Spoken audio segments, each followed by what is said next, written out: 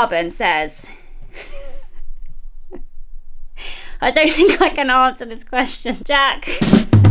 All we're doing today is sorting this space out. We've got to tidy up so we can get a bit of a working area sorted. So to liven it up, we thought we'd answer some of your questions. We popped up a community post on YouTube and also over on our Instagram we asked you for what your burning questions are about us, about boat life and about this project. We got way more questions in than we thought we would. So what we've done is we've popped them all in this hat, and throughout the day we are going to pick out a question, see how many we can get through and go through all the answers we can before the end of the day.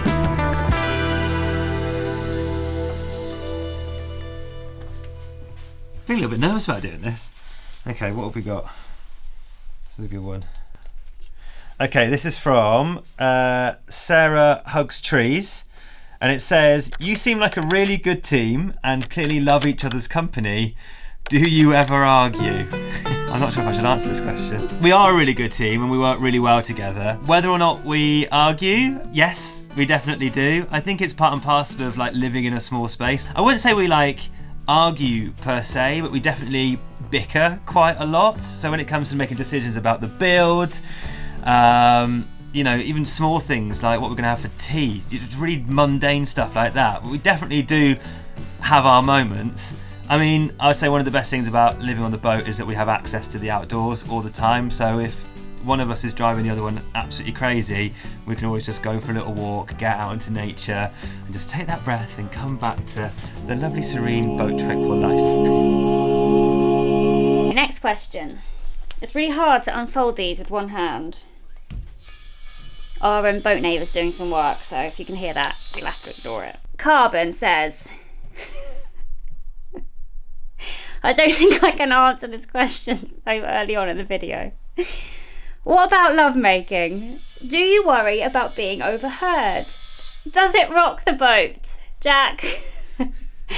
I think we need to answer this question together and let's save it to the end, yeah? Okay, let's do a different one. We will answer that question. I just think it's quite early on in the video. Right. Lifeboat Nelson and Float on Home have both... Lifeboat Nelson 2. Oh. Lifeboat Nelson 2, aye, and Float on Home have asked us about the nitty gritty with the composting toilet. Is it the glamorous option? I hope it will be. Glamorous? No, I'm sorry. I don't think any toilet option on a boat can be called glamorous. It's not like living in a home and being able to flush it away. Unfortunately, a compost you have to empty yourself like you do with any other toilet. Jack actually does the worst of it, I would say. It's basically a compost toilet we have as a separator, so you separate the wet from the dry. Jack deals with the dry. We compost that ourselves in a hot compost bin. It's okay, it's fine. It's not as dirty as the other toilet options, and for us, we prefer it massively so to what we've had in the past, which was a pump out toilet. So we really recommend a compost loo, but it's not a glamorous thing to have. Okay, this one's from Just Izzy B, asking what are the best and worst things about boat life? We get asked this question a lot. Let's start with the worst thing, so we'll get that out of the way. Talk about the toilets, that's definitely up there. Above that, it's got to be the rain in winter, and around now it's been raining loads. Just because everywhere just gets so mucky inside the boat. Whenever we take Tilly for a walk, she gets covered in mud. Everything becomes like a bog on the towpath. So dealing with rain, I would say, is the worst thing about boat life. The best thing, honestly, is just being so close to nature all the time. I know it sounds a little bit cliche, but we open up the hatches to new views, being able to look out upon the canal, seeing the ducks, seeing the swans, seeing the kingfisher flitting on past. It feels so wholesome, and I love this lifestyle for just how connected it makes you feel with the outside world.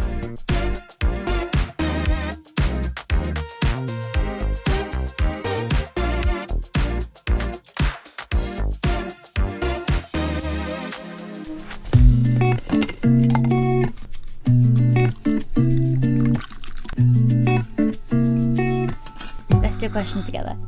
Whilst we're having a coffee break. Still likes playing with cars. Double beds on canal boats. Does one of you have to climb over the other to get up in the night? Ah, right. So you know that question I answered a minute ago about whether or not we argue, this is probably one of the main reasons we end up bickering, isn't it? All the time, I say Yeah. daily occurrence. Right, so this boat is going to be different, the new build. But on our previous boat, yeah, the way the bed was it was like butted up against one of the walls.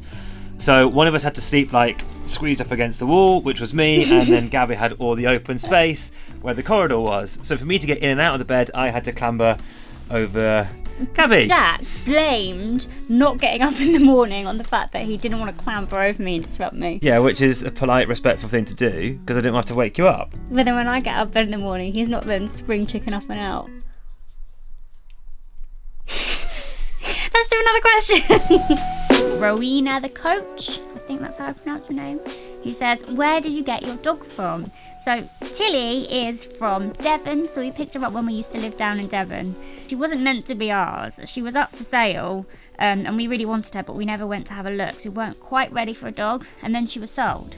Then a few weeks later, she popped back up for sale. So we thought, well, this is a sign. She was the last puppy left, and basically someone had bought her, paid the deposit, gone on holiday, and then never came to pick her up. So thankfully, Tilly was then able to be ours. Lazy. Shut up. You were lazy. No, you're lazy. Yeah, you were. No, you're Yeah, you were. little nosh. Hey.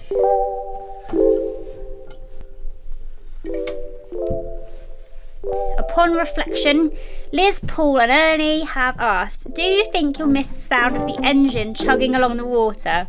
Or are there other sounds from your old boat that you'll miss? No. That's a really sweet question.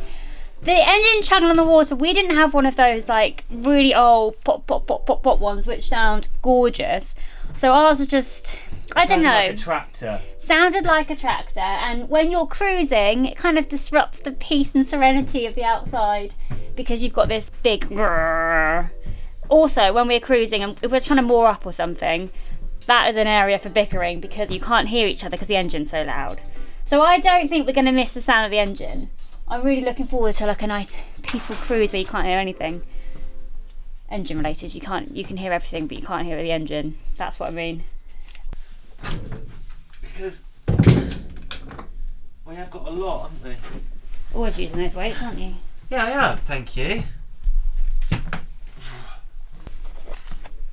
Oh, this is a lovely one. I think we should see what we both think. Bethany and Just Izzy B have said, do you see boat life as temporary for you, or will you grow old on boats? I think we should do them separately. Have you seen the pen pot anywhere? I don't think we've got one. We've got no paper, so we're using cladding. We have got pens somewhere. There's lots of pencils. There we go. Right, no peeking. A hand refill. This is an attractive face. I need to re-answer question 1, I think. What was question 1? Do you ever argue? You nervous? No, not really. I think we'll probably be aligned with what we write. You ready? Yeah. Do you see boat life as Temporary. a permanent thing or temporary? Or are you going to grow old on the boats?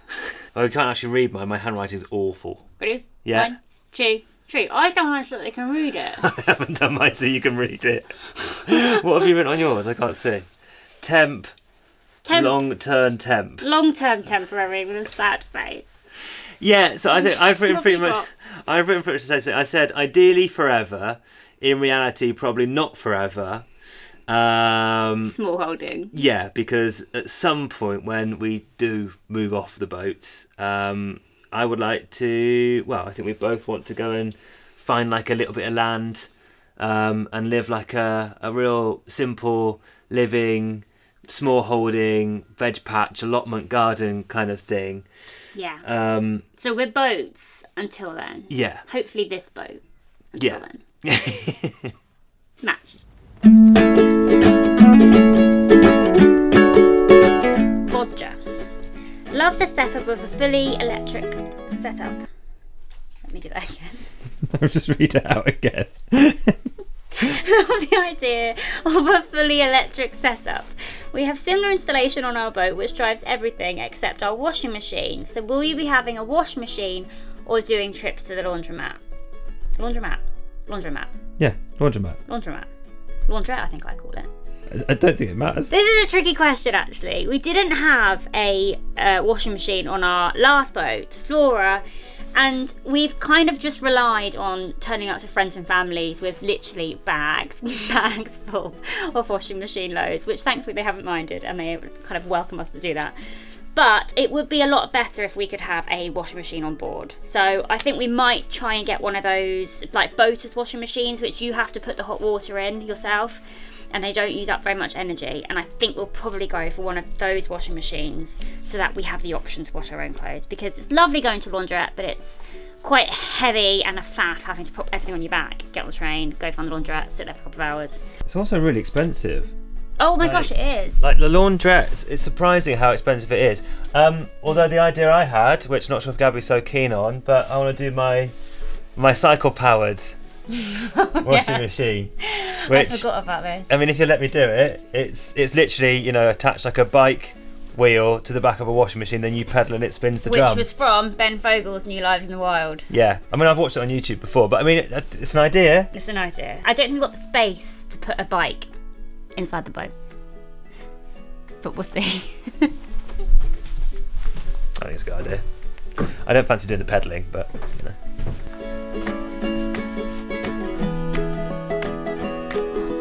All this empty stuff. Yeah. I might as well open up this hatch, and then we can take up to the bins. Yeah, we'll get it out, can't we?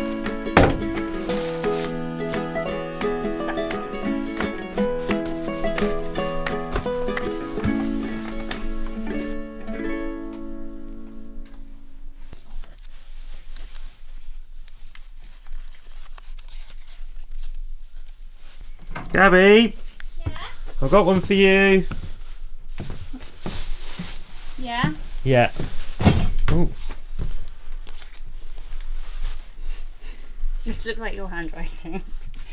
How did you land such a catch like Jack from Anon?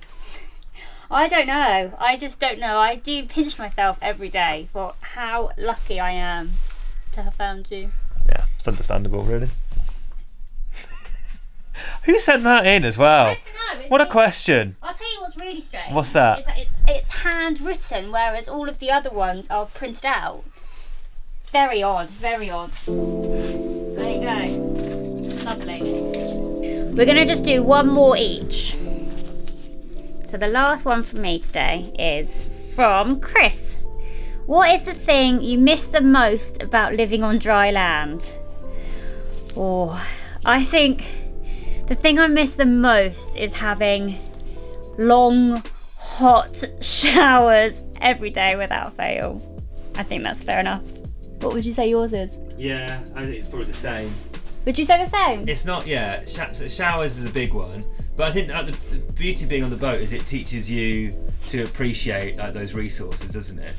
Yeah. You know, so like, you know, generating the hot water, there's a lot that goes into, you know, even getting water when you're on the boat, to like travel to the water point and stuff and fill up your tank.